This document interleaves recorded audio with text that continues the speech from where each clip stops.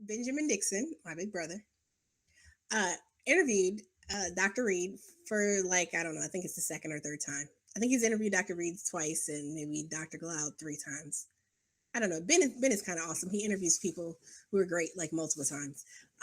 But anyway, but so Ben was like, okay, do you have whoever has questions, shoot them to me. So I'm like, so he tweeted it out one day. I'm like, awesome. Okay. I'm a tweet my question. I'm a text Ben my question. So I sent Ben a question, and I don't know if it was properly worded because I was going real fast. It was before airtime, and I'm really thankful that Ben actually got my question in and then gave me some shout out to Ben again because Ben actually gave me credit for why he even booked Dr. Reed in the first place. So that was pretty cool too.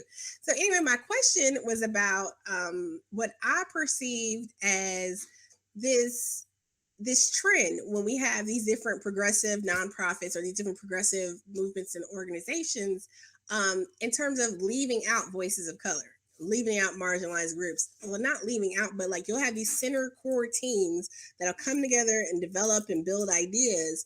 And you may have like key staffers in various areas will be of color or be from a marginalized group, but they're not at a part of that like core central brain trust. And some of you have heard me talk about that's one of my biggest complaints about Senator Sanders' campaign as a whole. Yeah, he had some really great surrogates.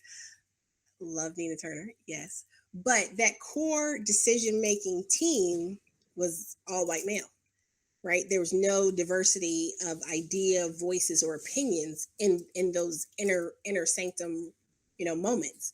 And so that was kind of my thought. But when I heard Ben read the question, like right, rewatching it today, since the clip, we're going to show you the clip of Dr. Reed's response. But listening to Ben read the question, I'm like, because when you type things out, it sounds one way, but to hear someone else say it, like, maybe that's not quite what I was asking. So, but Dr. Reed's clip though Dr. Reed's response brought up a really great point about how we need to engage ourselves. And if we feel like we're not being represented adequately in a space where our voice is needed for a cause, right? Then we need to make sure we round up the constituency that we're purporting to represent, and then basically insert yourself in the process. It just sounds like it sounds easy, but at the same time, I know it can be kind of like, because I think he gave an example. Well, I will just play the clip and let you guys hear his response. But one of the things I was thinking was just that we have these moments, and I was thinking more about just like actual organizational like a development, right? Like actual organizational development, internal dynamics. I've asked questions about the Green Party as well. If any of you follow me on Facebook or you've seen some of my stuff on Twitter, you've seen I've asked questions about internal organization. How diverse is this group? Like what ideas and stuff are being distributed and things like that. So, but he took it more to be like actual advocating around issues, which is cool too. And I actually really liked his response. So check it out now. My last question for you, because you've been so gracious with your time and we really appreciate it. This is from Anoa Changa. She's a co-host with me. She wants to know, how do we build an agency to engage Black progressives to addressing pressing issues? Our participation in these political organizations is an afterthought or a response to pressure. So from a Black progressive perspective, how do we fix being an afterthought? Well, I don't know. We are an afterthought, right? I mean, that's a part of the issue here. I mean, like this is a conversation I had a lot of people during the Sanders campaign. If I'm hearing the spirit of the question properly, and if I'm not, you can correct me. But there was nothing in the Sanders campaign, or that there was nothing in the Sanders agenda that was not an issue of concern for Black Americans, and even disproportionately for Black Americans. Right. Mm-hmm. And so in that sense, I mean, I think, I'd suggest taking a look at the freedom budget that A. Philip Randolph and Rustin and others created in the mid 60s, and the ways that they talked about it, because I'm writing some stuff about Black power now that's partly in the spirit of a self-criticism, but it's like, there's a way that our politics, Black so-called progressive politics got twisted from the mid-'60s forward, and it got sort of, as it became more and more remote from any popular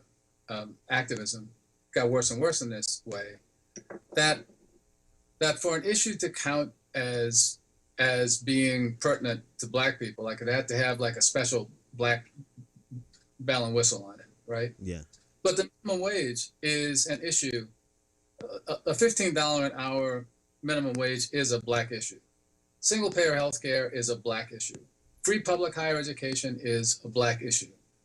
The right to belong to a union is a Black issue. And all down the line. At some point, I'd like to see a broader fight for decommodified housing, right? Which would certainly be a Black issue.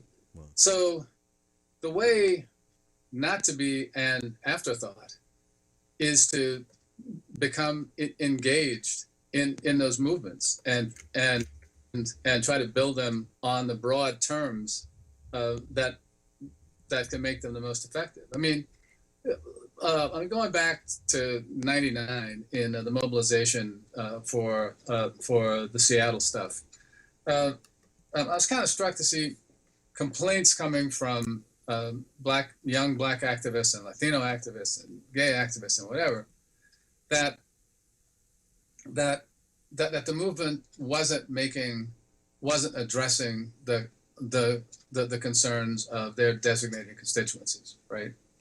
And I've been around for a long time, right? I was around for the poverty programs. I was around for all the Black Power hustle. So, maybe it was a little cynical for me to think this, but it always seemed to me that demand was a demand that the person making the demand be put in the leadership of whatever the movement was, as the spokesperson for the constituency that wasn't being acknowledged. Right.